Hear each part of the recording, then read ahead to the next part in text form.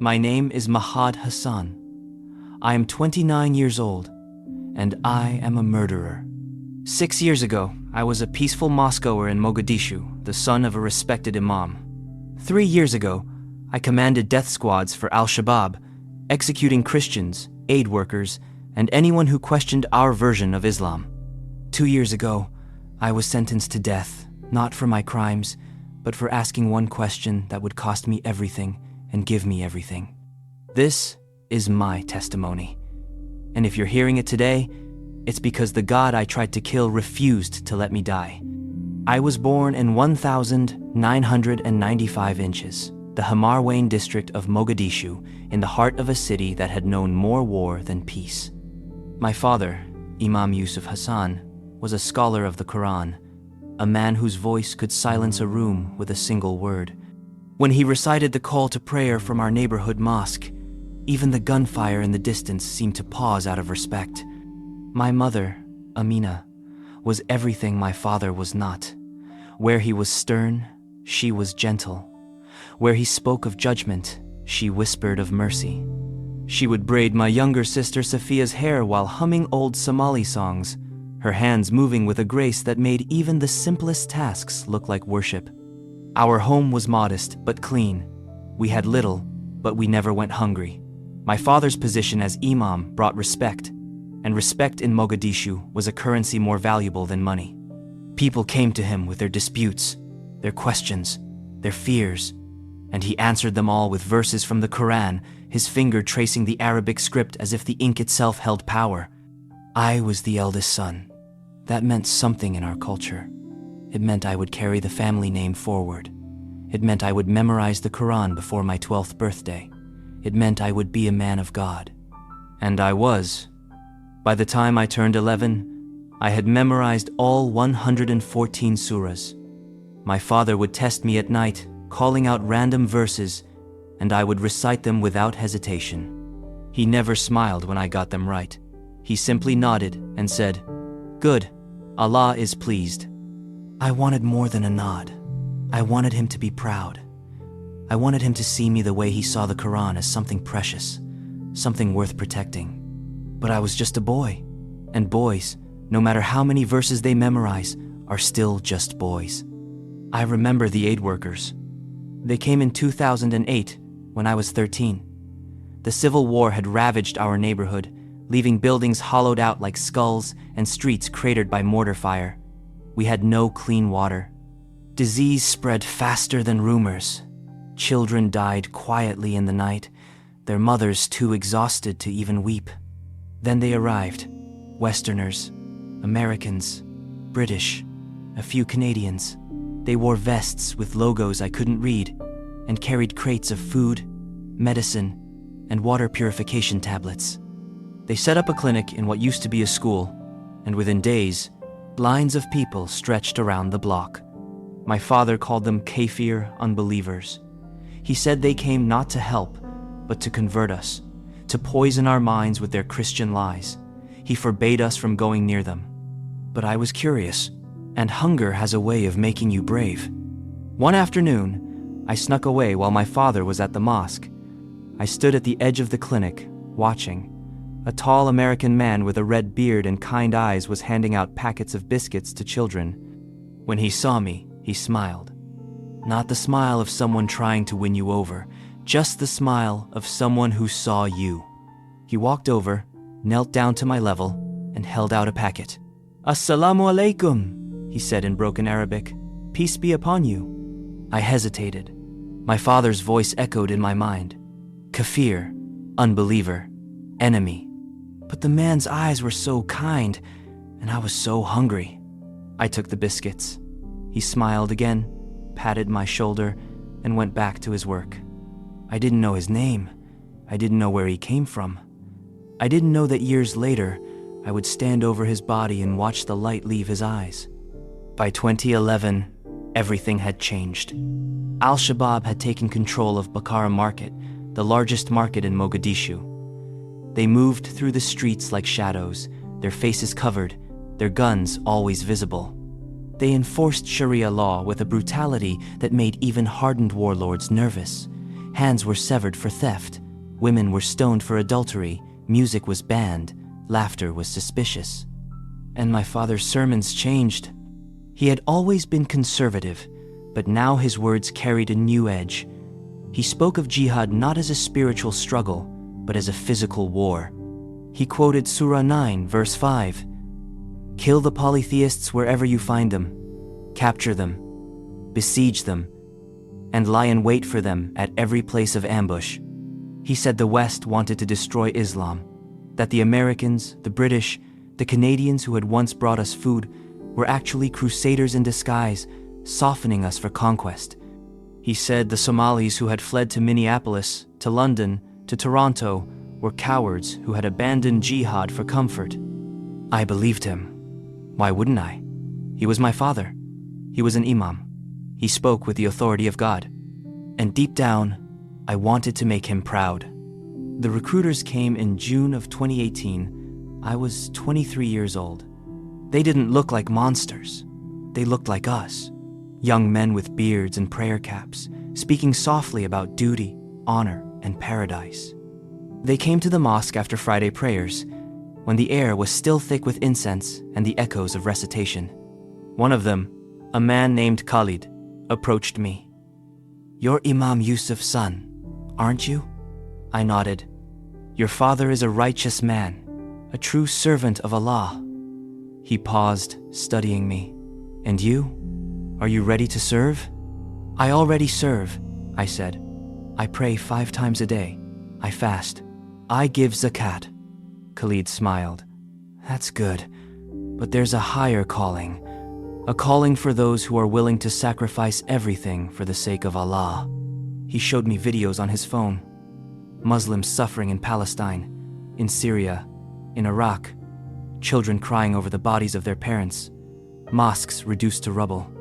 And always, in the background, the flags of America, Britain, Australia, Germany, the so-called peacekeepers who stood by and did nothing. "They want to erase us," Khalid said. "The UN, with their soldiers from the West, they call themselves protectors, but they're crusaders. They want to destroy Islam, just like their ancestors did 1,000 years ago." My chest tightened. I thought of the aid workers, the American with the red beard. Had he been a crusader too? Had his kindness been a lie? Khalid leaned closer. "We're not asking you to do anything haram. We're asking you to defend your faith, to be a warrior for Allah. Isn't that what every Muslim should aspire to?" I looked at him. Then I looked at my father, who was standing across the courtyard, watching. He didn't say anything. He didn't have to. His eyes said it all. "This is your test, Mahad. Will you be a man of God, or will you be a coward?" I turned back to Khalid. "What do you need me to do?" He smiled. "Come with us. We'll show you." That night, I told my mother I was going to a study group. She looked at me with those soft, knowing eyes and said, "Be careful, my son. The world is darker than you think." I kissed her forehead and left.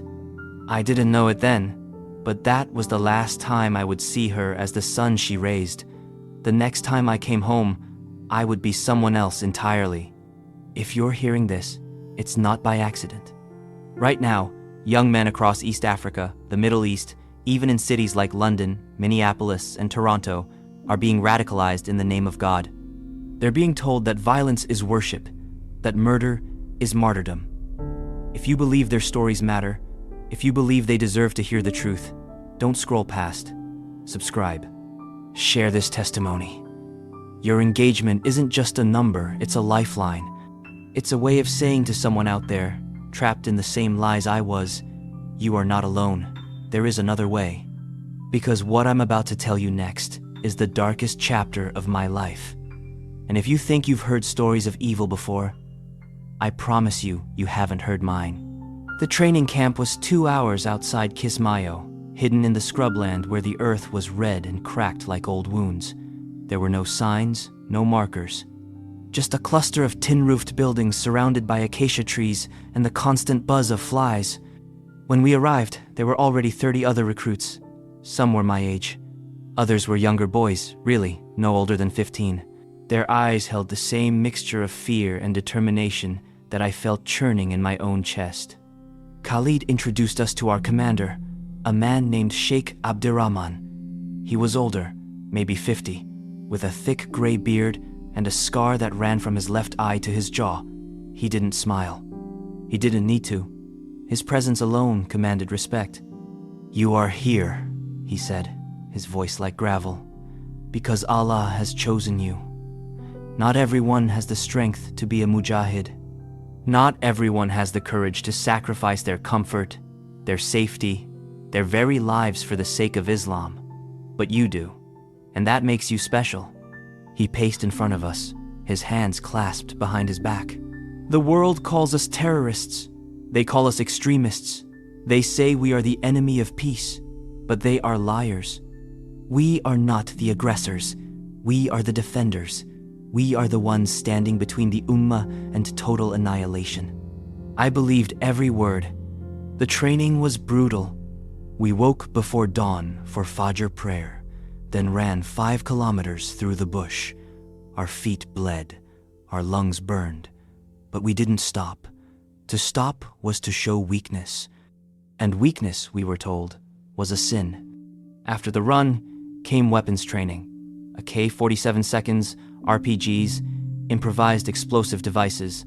I had never held a gun before. The weight of it in my hands felt wrong at first, foreign. But Sheikh Abdirahman said, "This is not a weapon. This is a tool of justice. When you pull this trigger, you are not taking a life. You are defending the honor of Allah." I repeated those words to myself every time I fired. This is not murder. This is justice. We studied too. Hours of lectures on Islamic jurisprudence, on the history of jihad, on the enemies of Islam. We memorized fatwas that justified killing civilians, that declared democracy haram, that said anyone who worked with the government or the West was an apostate deserving of death. I absorbed it all like a sponge. I wanted to be the best. I wanted my father to hear about me and feel pride. I wanted Allah to look down and say, "This one is mine." But at night, when the camp was quiet and the others were asleep, I would lie on my mat and stare at the ceiling. And sometimes, just sometimes, I would remember my mother's voice. "Be careful, my son. The world is darker than you think." I would push the thought away. She didn't understand. This wasn't darkness. This was light. This was the path to paradise. By March of 2020, I had been promoted to Muqaddam, a commander. I was 25 years old, and I had 50 men under my authority. Sheikh Abdirahman called me into his office one evening. It was a small room, barely large enough for a desk and 2 chairs, but it was his, and that made it sacred. "Sit," he said. Saturday. He studied me for a long moment, his scarred face unreadable. Then he said, "You have proven yourself, Mahad. You are disciplined, you are intelligent, you are loyal. That is why I am giving you a new assignment." "Anything," I said. He slid a folder across the desk. Inside were photographs. 5 people, 3 men, 2 women, Westerners. "These are aid workers," he said. "They operate out of a compound in Mogadishu. They claim to be neutral, but we have intelligence that they are gathering information for the Americans. They are spies, and spies must be dealt with." I looked at the photographs. One of the men had a red beard. My heart stopped. "You will lead the raid," Sheikh Abdirahman continued. "Capture them. Bring them to the camp. We will make an example of them." I nodded, but I couldn't take my eyes off the photograph. It was him, the American who had given me biscuits when I was 13, the one who had smiled at me with such kindness. "Is there a problem?" Sheikh Abdirahman asked. I looked up. "No, sir, no problem." He leaned back in his chair. "Good. Because this is not just a mission, Mahad. This is a test. Allah is watching. Do not disappoint him." The raid happened on a Tuesday night in August of 2022. We moved through the streets of Mogadishu like ghosts, our faces covered, our weapons ready. The compound was in the Hodan district, a relatively safe area protected by government forces. But we had informants. We knew when the guards changed shifts. We knew which gate was weakest. It took us less than 10 minutes to breach the perimeter. The aid workers were in the main building, gathered around a table for dinner. When we burst through the door, they froze. One of the women screamed. One of the men reached for something, a phone, maybe, or a weapon, but my second in command struck him across the face with the butt of his rifle.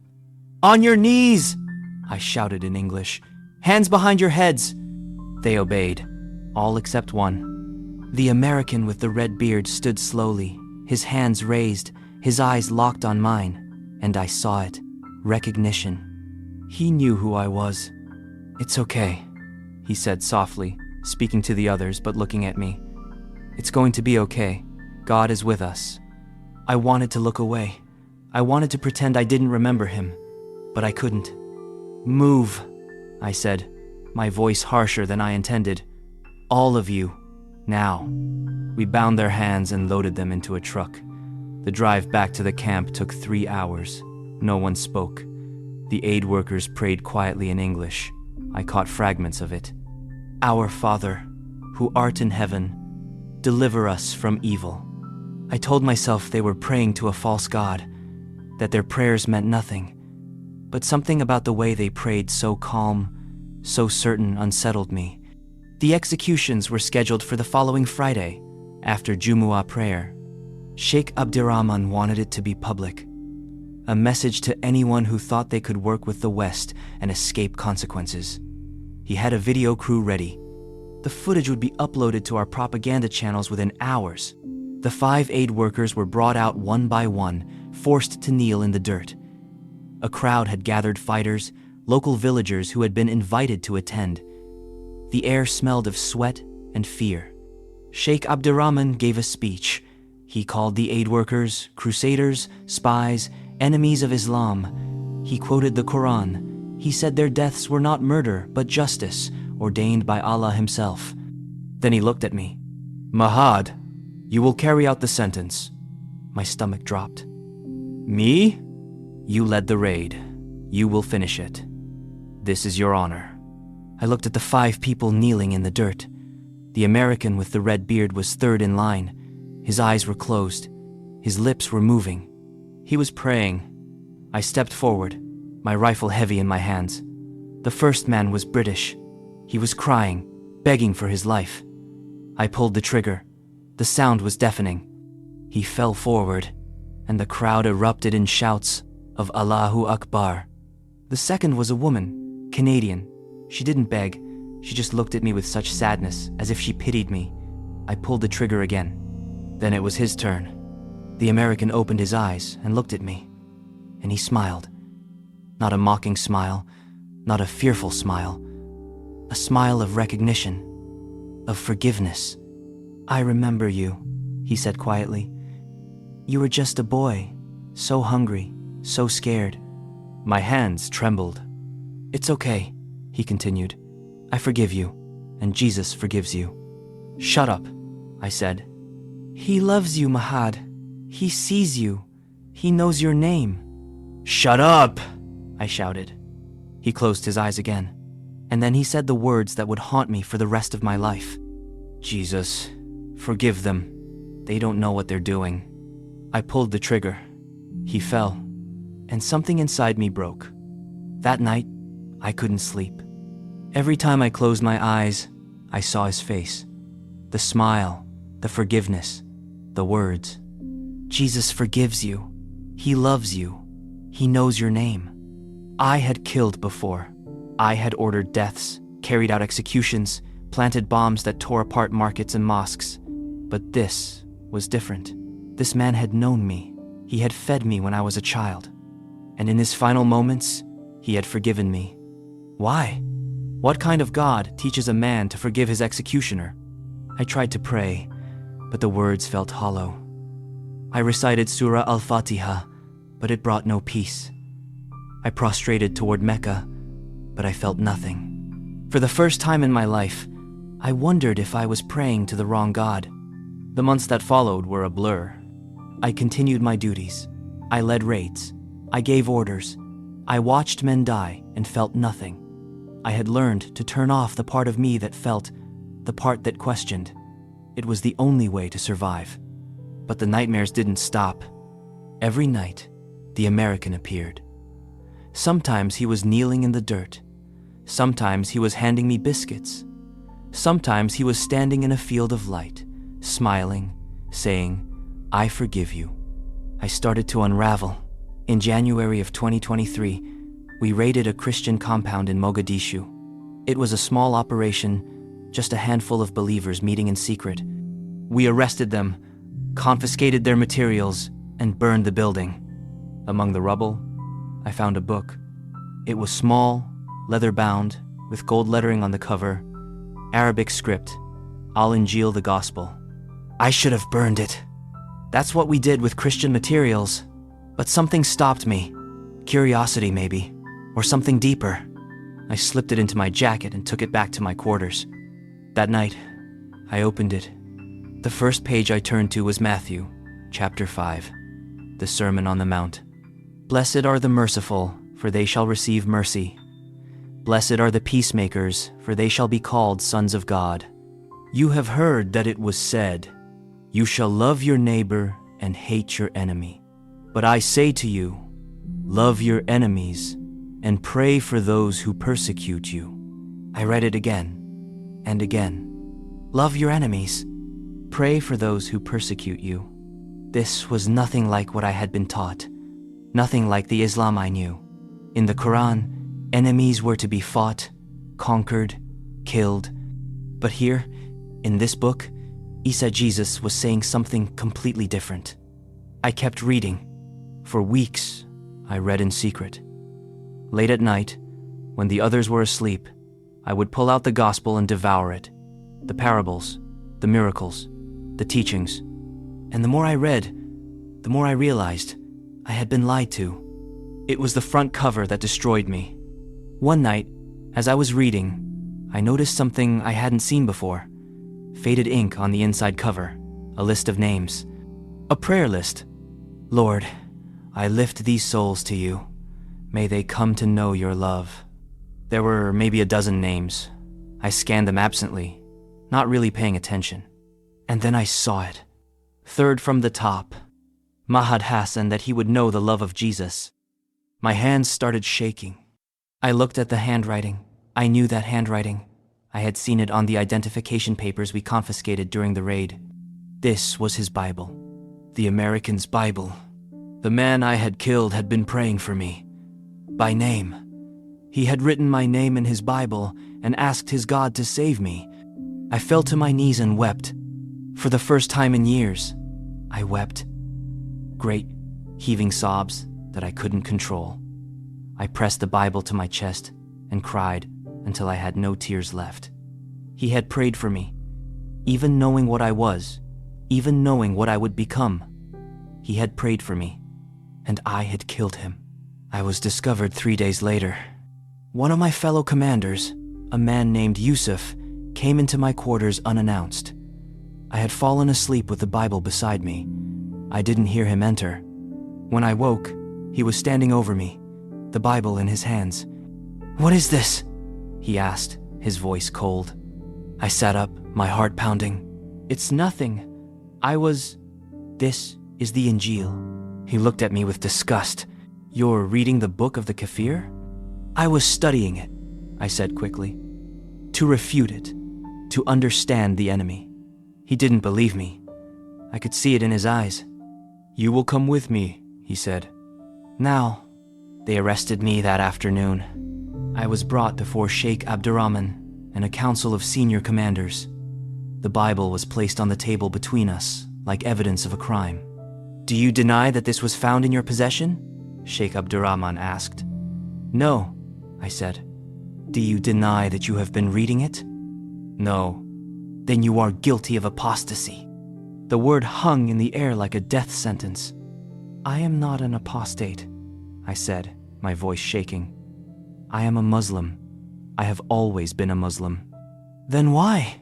Sheikh Abdurrahman said slowly. "Were you reading the book of Isa?" I looked at him. At the council. At the men I had fought beside, bled beside. and I told the truth. Because I wanted to know if he was real. Silence. Then Sheikh Abdurrahman stood. "Take him to the prison! He will be executed in 3 days!" They beat me for 3 days. Fists, boots, rifle butts. They wanted me to recant, to renounce Isa, to declare that Muhammad was the final prophet and that the Injil was a lie. But every time they asked, I said the same thing. I don't know who he is, but I want to. On the 3rd day, Sheikh Abdurrahman came to my cell. I was barely conscious, my body a mass of bruises and broken ribs. "You have one chance," he said. "Renounce Isa al-Masih. Declare your loyalty to Allah and His Messenger, and you will live." I looked at him through swollen eyes, and I said, "I can't." He stared at me for a long moment. Then he turned and walked away. "You will be executed tomorrow," he said over his shoulder. "May Allah have mercy on your soul." What you just heard isn't fiction. Right now, in Somalia, in Syria, in Iran, in Saudi Arabia, men and women are being executed for questioning their faith, for reading a Bible, for asking if there's more to God than what they've been taught. If this breaks your heart the way it broke mine, leave a comment below. Let's build a community that refuses to stay silent while people die for asking questions. Because the next part of my story, what happened in that cell the night before my execution, is the reason I'm alive today. And it's the reason I'll never stop telling this story. The cell was 6 feet by 6 feet, concrete floor, concrete walls, a single barred window high up near the ceiling that let in slivers of moonlight but no hope. I could barely move. My ribs were broken. I could feel them grinding against each other every time I breathed. My left eye was swollen shut. My lips were split and crusted with dried blood. There was an infection in one of the wounds on my back. I could smell it, sweet and rotten, like fruit left too long in the sundae. I lay on my side because lying on my back was agony. The floor was cold, but I barely felt it anymore. Pain has a way of becoming normal when it's all you know. It was February 14th, 2023. Tomorrow, at noon, they would take me out into the courtyard, force me to my knees, and behead me in front of a crowd. The video would be uploaded to our propaganda channels. My death would be a warning. This is what happens to apostates. I wasn't afraid to die. I was afraid I had wasted my entire life. I thought about my mother. I wondered if she knew where I was, what I had become. I wondered if she still prayed for me, or if she had given up, accepting that her son was lost. I thought about my father. He had died 2 years earlier, a heart attack, sudden and final. I hadn't been there. I was on a mission, planting explosives in a government building. When I heard the news, I felt nothing. I told myself it was because I was strong, because I had transcended the weakness of grief. But now, lying in this cell, I realized the truth. I had felt nothing because I had become nothing. I was a shell, a weapon, a tool used by men who spoke of God but knew nothing of mercy. I thought about the American, the red-bearded man who had smiled at me, fed me, prayed for me. I thought about his final words. "Jesus, forgive them. They don't know what they're doing." And I thought, he was right. I didn't know. I still don't know. I tried to pray. Not the ritual prayers I had been taught, not the memorized verses and prostrations, just talking, like a child talks to a father. But I didn't know who I was talking to. Allah? The God I had served my entire life, the God who demanded submission and obedience and blood? Or Isa? Jesus, the man in the Injil who said, "Love your enemies, pray for those who persecute you, blessed are the merciful." I didn't know, so I prayed to whoever was listening. "I don't know who you are," I whispered into the darkness. "Allah, Yahweh, Jesus, I don't know. But if there is a God who truly sees me, who knows what I've done, and still cares, show yourself. I'm done with religion. I'm done with rules and rituals, and trying to earn my way into paradise. I just want the truth, even if it kills me, even if it damns me. I just want to know. Silence. The kind of silence that makes you feel like you're the only person left in the world. I closed my eyes. Exhaustion pulled at me like a tide. My body was shutting down, too broken to fight anymore. And I slept. But it wasn't sleep. It was something else. Something more real than anything I had ever experienced. I was still in the cell. I could feel the cold concrete beneath me, smell the infection in my wounds, taste the blood in my mouth. But the cell was different. It was filled with light. Not the harsh, fluorescent light of interrogation rooms, not the dim flicker of oil lamps. This was light that had weight, substance, presence. It poured through the barred window like liquid gold, filling every corner, every crack, every shadow. And it didn't hurt to look at. I sat up, or tried to. My body should have screamed in protest, but there was no pain. I looked down at my hands. The cuts, the bruises, the swelling, they were still there, but they didn't hurt. The light grew brighter, and then I saw him. He stood in the center of the cell, though I hadn't seen him enter. He was just there, as if he had always been there, and I was only now able to see him. He was a man, Middle Eastern, like me. Dark hair, dark eyes, olive skin. He wore a simple white robe that seemed to glow from within. But it was his face that undid me. There was authority in it. The kind of authority that doesn't need to shout or threaten.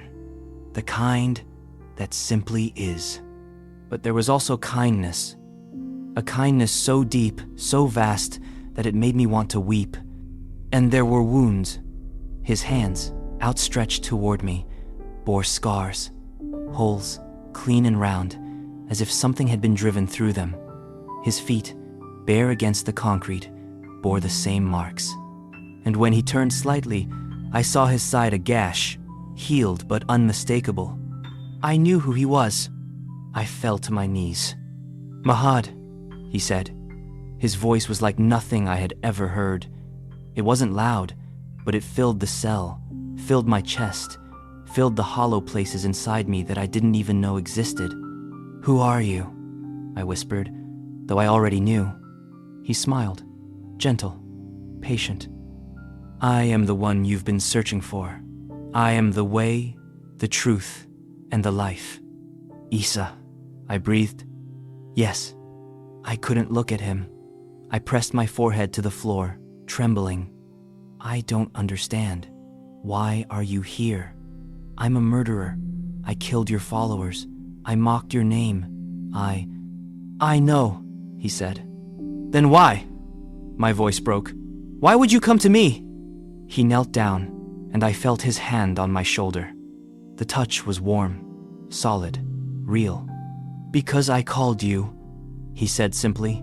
"Before you were born, I knew you. I saw every choice you would make, every sin you would commit, every life you would take, and I still chose you."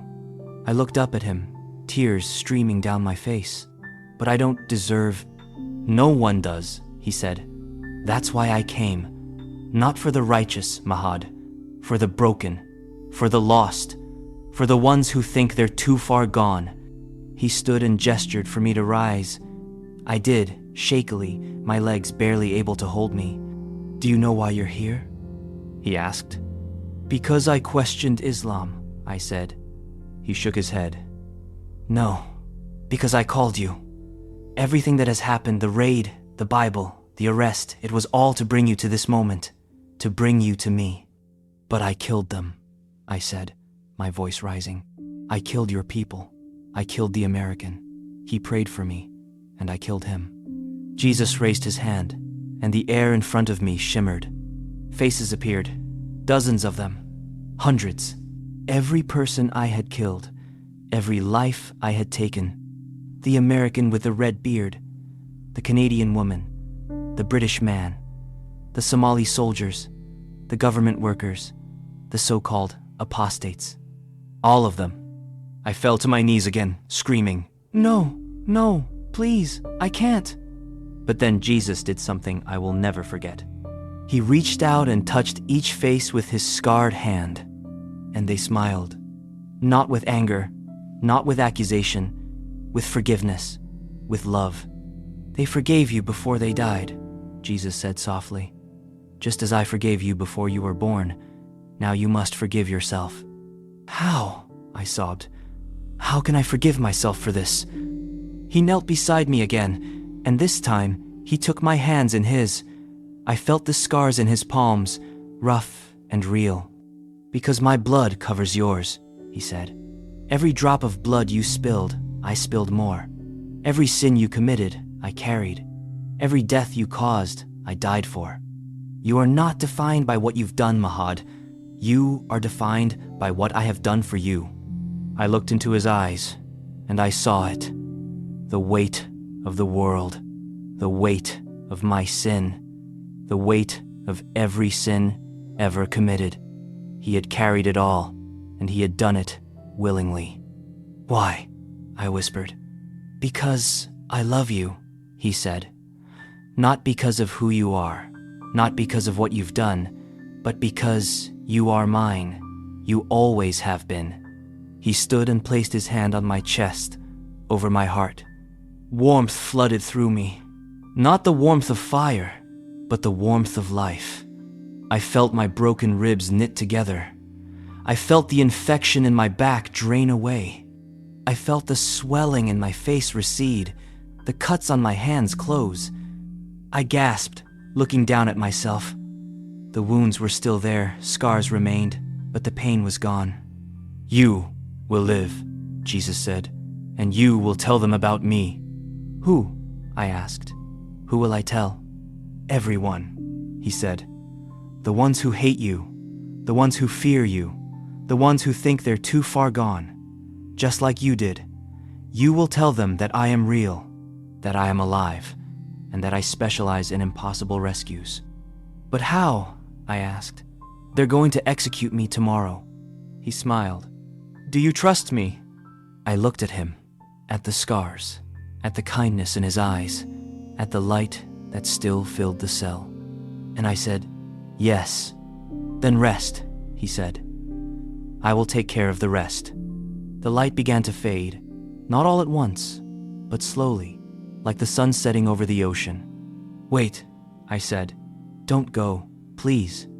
He turned back, his hand on the door that wasn't there a moment ago. I'm not going anywhere, he said. I am with you always, Mahad, even to the end of the age. And then he was gone. I woke on the floor of the cell. The moonlight was still streaming through the barred window. The concrete was still cold beneath me, but everything was different. I sat up, and there was no pain. I touched my ribs. Whole. I touched my face. The swelling was gone. I looked at my hands. The cuts had closed, leaving only faint scars. I stood, my legs steady, my body strong, and I laughed. Not a bitter laugh, not a cynical laugh, a laugh of pure, unfiltered joy. He was real. Jesus was real. And he had chosen me. The guards noticed the next morning. When they came to bring me my final meal, a piece of stale bread and a cup of water, they stopped in the doorway, staring. What happened to you? One of them asked, his voice shaking. I looked at him and smiled. I met him. Met who? Isa al-Masih, I said. Jesus. He came to me last night. He healed me, and he told me I'm going to live. The guard backed away, his eyes wide. You're possessed. You've been touched by jinn. No, I said calmly. I've been touched by God. He slammed the door and ran. Within an hour, the entire camp was buzzing. Whispers of a miracle, of witchcraft, of divine intervention. Sheikh Abdirahman came to see me himself. He stood outside the cell, staring at me through the bars. What sorcery is this? It's not sorcery, I said. It's grace. You were dying yesterday, he said, and now you stand before me whole. How? Jesus healed me, I said. He appeared to me in this cell. He showed me the truth, and he told me I would live to tell others about him. Sheikh Abdurrahman's face twisted with rage. You are a liar and a blasphemer. I am a witness, I said, and nothing you do to me will change that." He stared at me for a long moment. Then he turned and walked away. "The execution is postponed," he said over his shoulder. "We will investigate this phenomenon. If you've ever felt too far gone, too broken, too stained by your past, this is for you." Jesus specializes in impossible rescues. He found me in a death cell in Somalia. He healed my body and my soul. He took a murderer and called him a son. If this gives you hope, share it. Someone watching right now needs to hear this. Someone is sitting in their own prison, physical or spiritual, thinking no one sees them, no one cares. Your share could be the miracle they're praying for. 3 days passed. 3 days of interrogations, examinations, and arguments among the leadership. Some said I had been touched by Allah, that my healing was a sign of divine favor. Others said I was possessed by jinn, that I had made a pact with demons. Still others said it was all a trick, that I had faked my injuries to begin with. But no one could explain how a man on the verge of death could stand before them whole. Sheikh Abdurrahman was furious. He wanted me dead, but he was afraid. Afraid of what it would mean if he executed someone who had been miraculously healed. Afraid of losing control. Afraid that maybe, just maybe, I was telling the truth. A new execution date was set, February 20th, 2023, 6 days after Jesus had appeared to me. But I wasn't afraid. I knew what he had told me.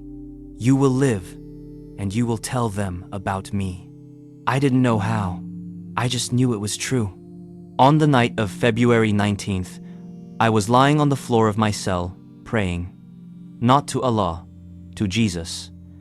It felt strange at first, speaking to him as if he were right there in the room with me.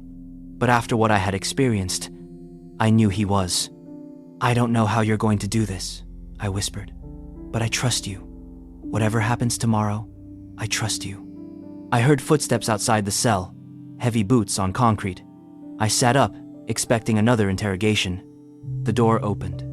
A guard stepped inside. He was young, maybe 25, with a thin beard and nervous eyes. He glanced over his shoulder, then closed the door behind him. "Mahad," he whispered urgently. "It's me." I stared at him, confused. "Who are you?" He pulled down the scarf covering the lower half of his face, and my heart stopped. "Abdi?" I breathed. He nodded, his eyes glistening with tears. "Abdi, my childhood best friend. We had gone to Quranic school together, played soccer in the streets of Mogadishu, dreamed of becoming scholars like our fathers. In 2015, his family's home had been raided by government forces. I was told everyone inside had been killed. But here he was, alive, standing in my cell. How I started, but he cut me off. "There's no time," he said. "I'll explain later. Right now, we need to get you out of here." "You're a guard?" I asked, still trying to process what I was seeing. "I'm undercover," he said quickly.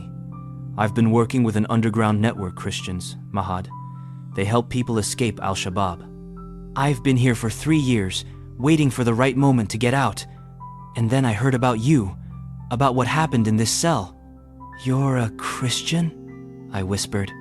He nodded. "Jesus found me in a dream 2 years ago, just like he found you." I felt tears welling up in my eyes. "Abdi, I thought you were dead." "I thought I was too," he said with a sad smile. "But God had other plans, just like he has other plans for you." He pulled a guard uniform from under his robe and tossed it to me. "Put this on, quickly." "What's the plan?" I asked, stripping off my prison clothes and pulling on the uniform. "There's going to be a raid," he said. "Government forces. They'll hit the compound at dawn about an hour from now. In the chaos, we run. I have contacts in Mogadishu who will get us to the Kenyan border." "How do you know there's going to be a raid?" He smiled. "Because I'm the one who told them where to strike." We waited in tense silence. Abdi stood by the door, listening. I sat on the floor, my heart pounding. Every few minutes, he would glance back at me and nod, as if to say, "It's going to be okay." I wanted to believe him, but I had seen too much, done too much, to believe that escape was possible. And yet, Jesus had said, "You will live." So I waited. The explosions started at 5:47 a.m.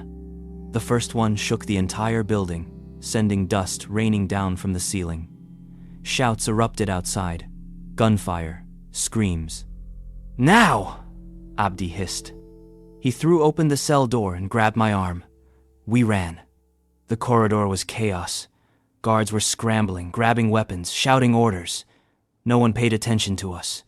We were just two more fighters responding to the attack. We made it outside into the courtyard. Smoke filled the air, thick and choking. The smell of gunpowder burned my nostrils. Somewhere to my left, a building was on fire, flames licking up the walls. "This way!" Abdi shouted over the noise. We ran toward the perimeter wall. Bullets whizzed past us. I heard someone scream my name, one of the commanders, but I didn't look back. We reached the wall. It was 10 feet high, topped with barbed wire. "Climb!" Abdi ordered. I jumped, grabbed the top of the wall, and pulled myself up. The barbed wire tore into my hands, but I didn't care. I swung my legs over and dropped to the other side, landing hard on the ground. Abdi was right behind me.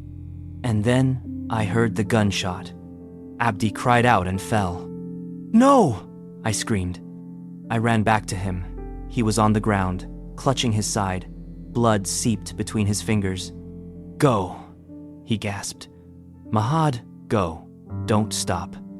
"I'm not leaving you," I said, grabbing his arm and pulling him to his feet. "You have to," he said, his face twisted in pain. "You have a mission. Jesus told you. You have to live. You have to tell them." "Not without you," I said. He looked at me, and for a moment, I saw the boy I used to play soccer with. The boy who used to laugh so hard he'd fall over. The boy who had become a man willing to die so that others could live. "Then help me run," he said. I slung his arm over my shoulder, and we ran. I don't know how we made it. Every step was agony for Abdi. Every breath was a struggle. But we kept moving. Through the scrubland, through the acacia trees, away from the camp. Behind us, the sounds of battle faded. Ahead of us, the sun began to rise, painting the sky in shades of orange and gold. We collapsed behind a cluster of rocks, both of us gasping for air.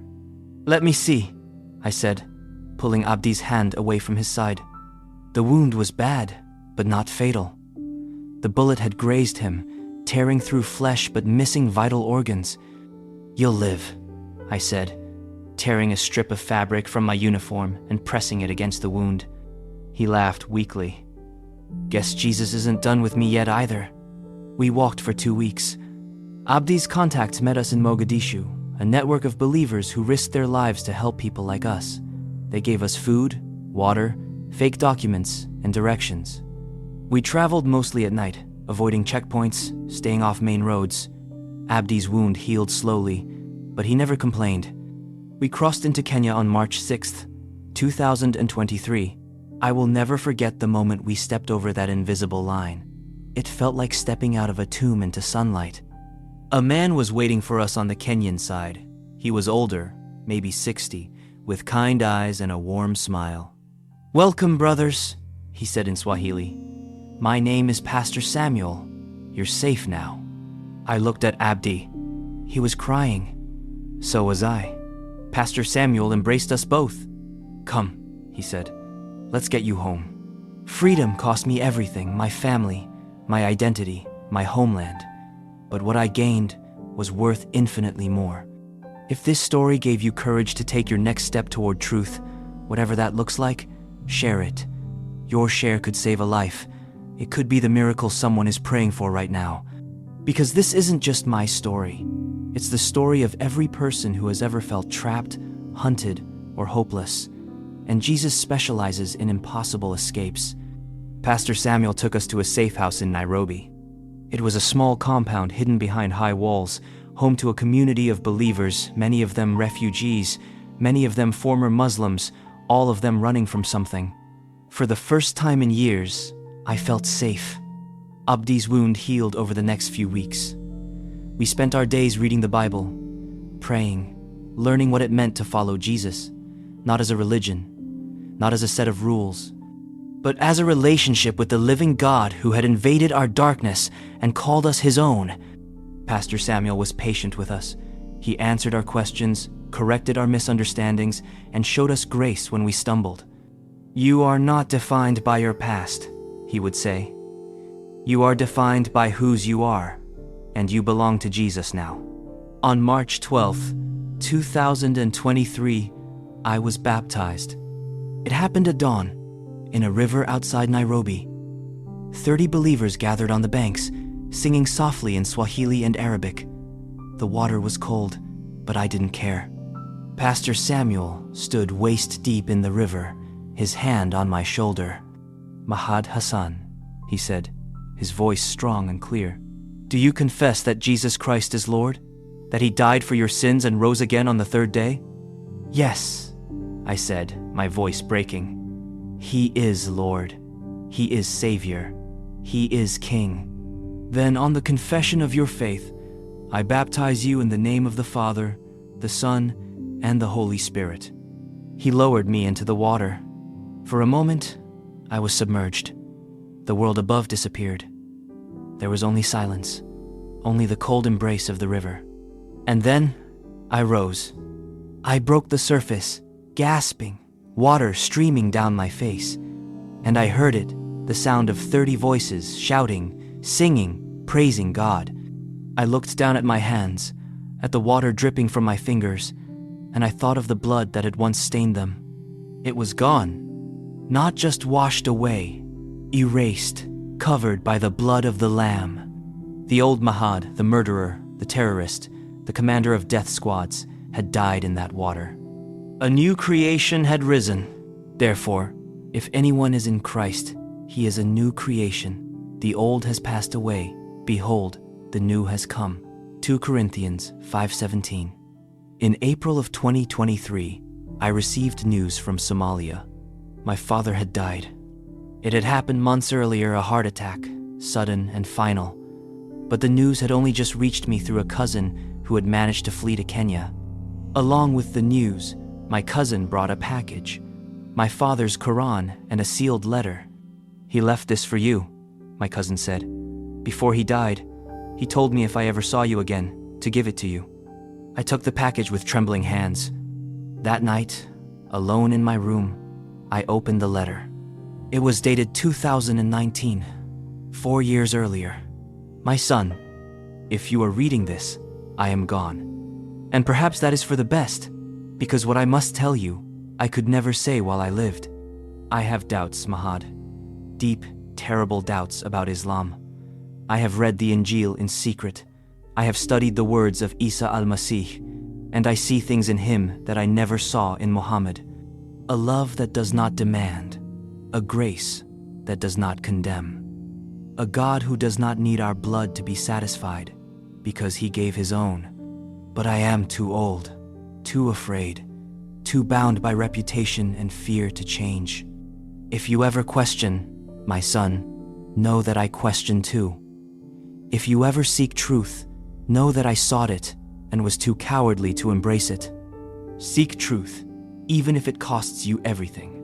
Your father, Yusuf." I read the letter 3 times, and then I wept. Not tears of grief, tears of hope. My father had been searching, and now, wherever he was, he knew. He knew the truth. He knew Jesus. And one day, I would see him again.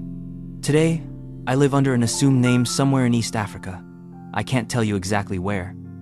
There is a $10,000 bounty on my head. Al-Shabaab has not forgotten me. They call me a traitor, an apostate, a dog. I can never contact my mother or my sister. I can never return to Somalia. I live with the constant knowledge that any day could be my last. But I am free. I have nightmares. I still see the faces of the people I killed. I still wake up in the middle of the night, drenched in sweat, hearing their screams. I am in therapy. I am learning to forgive myself, one day at a time. But I am not alone. Abdi is with me. He survived. He escaped. And together, we lead a ministry to former militants, men and women who, like us, were radicalized in the name of God and are now discovering the true God who is love. So far, 17 former Al-Shabaab members have come to Christ through our testimony. 17 souls rescued from darkness. 17 impossible miracles. Because that's what Jesus does. He specializes in the impossible. I can't undo what I did. The blood on my hands is real. The lives I took are gone. I will carry that weight for the rest of my life. But Jesus' blood is more real, more powerful, more final. If you're a Muslim and you're questioning, hear me. Isa al-Masih is not just a prophet. He is the Son of God. He died for you. He rose for you. And he is calling you by name, just like he called me. If you're a Christian and you're comfortable, hear me. There are Mahads everywhere in Somalia, in Syria, in Iran, in Saudi Arabia, waiting for someone to tell them the truth. Will you be silent? And if you're broken, guilty, ashamed, hear me. Jesus specializes in the impossible. He took a terrorist and made him a son. He can do the same for you. If you've made it this far, thank you. My story isn't just about one former terrorist finding Jesus. It's about a God who invades the darkest places to rescue his children. If something in this testimony touched your soul, don't keep it to yourself. Share it, subscribe, comment, I am free below. Because right now, someone is sitting in a cell, physical or spiritual, thinking no one sees them. Your share could be the miracle they're praying for. And if you're that person, if you're trapped in religion, in guilt, in darkness, hear this. Jesus sees you. He knows your name. He's calling you his own. Not as a slave, but as a beloved child. Return to the Gospels. Read Matthew, Mark, Luke, and John. Meet Jesus for yourself. He's waiting, and he specializes in the impossible.